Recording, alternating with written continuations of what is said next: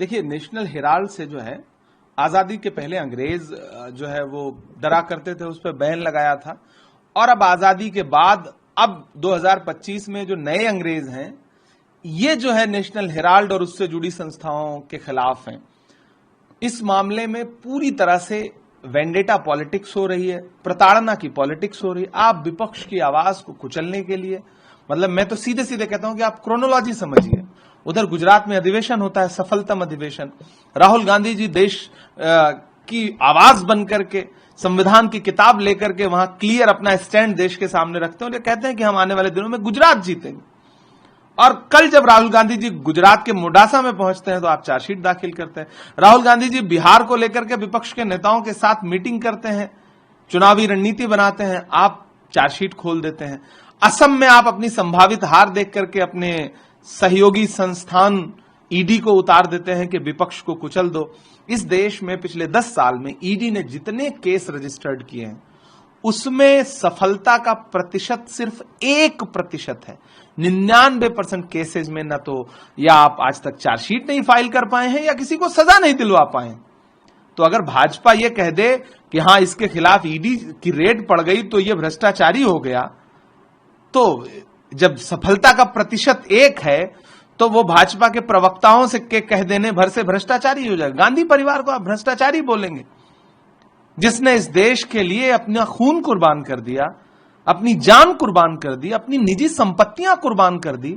रविशंकर प्रसाद जी हो, सुधांशु जी हो, संबित जी हो, इनसे कहिए एक बार इलाहाबाद जाएं, आनंद भवन को देखें, वहां रखी हुई क्रॉकरी देखें, वहां रखी हुई कुर्सी मेजें देखें, नेहरू जी का कपड़ा जो वहां रखा हुआ है उसको देखें।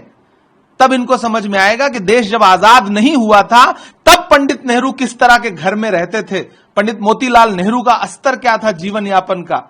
और जब देश आजाद हुआ पंडित नेहरू ने वही आनंद भवन इस देश को दान कर दिया।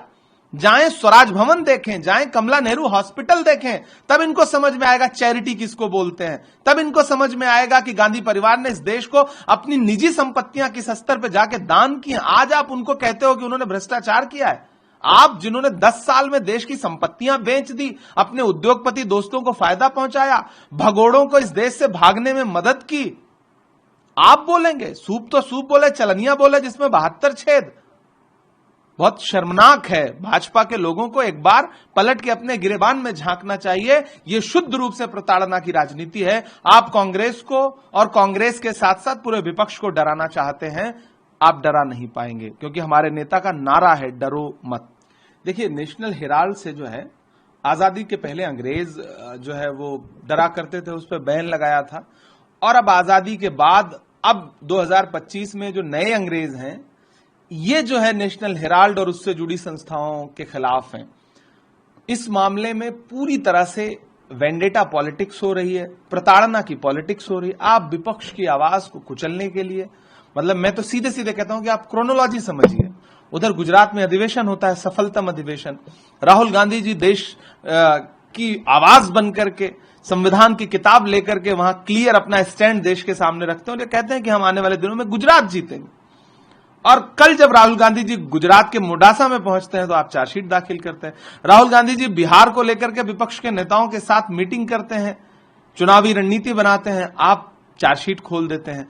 असम में आप अपनी संभावित हार देख करके अपने सहयोगी संस्थान ईडी को उतार देते हैं कि विपक्ष को कुचल दो।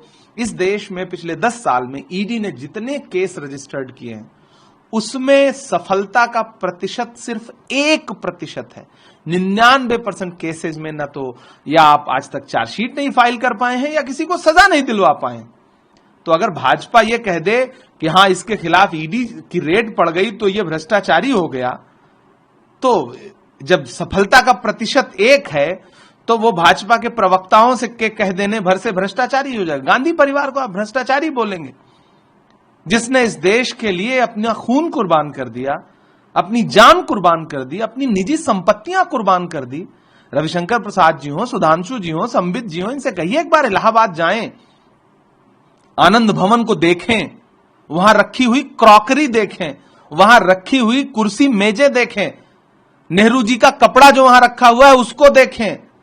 तब इनको समझ में आएगा कि देश जब आजाद नहीं हुआ था तब पंडित नेहरू किस तरह के घर में रहते थे, पंडित मोतीलाल नेहरू का स्तर क्या था जीवन यापन का। और जब देश आजाद हुआ, पंडित नेहरू ने वही आनंद भवन इस देश को दान कर दिया।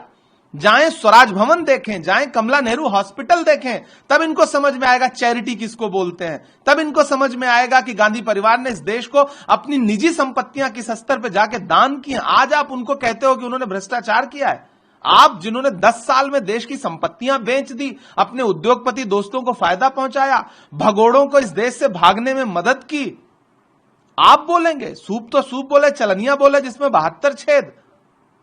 बहुत शर्मनाक है। भाजपा के लोगों को एक बार पलट के अपने गिरेबान में झांकना चाहिए। यह शुद्ध रूप से प्रताड़ना की राजनीति है। आप कांग्रेस को और कांग्रेस के साथ साथ पूरे विपक्ष को डराना चाहते हैं, आप डरा नहीं पाएंगे, क्योंकि हमारे नेता का नारा है डरो मत। अगर आप ये वीडियो YouTube पर देख रहे हैं तो हमारे चैनल को सब्सक्राइब कर बेल आइकन दबाएं, और Facebook पर देख रहे हैं तो हमारे पेज को लाइक करें। 8 मिलियन प्लस सब्सक्राइबर, आपके इस भरोसे के लिए बहुत धन्यवाद।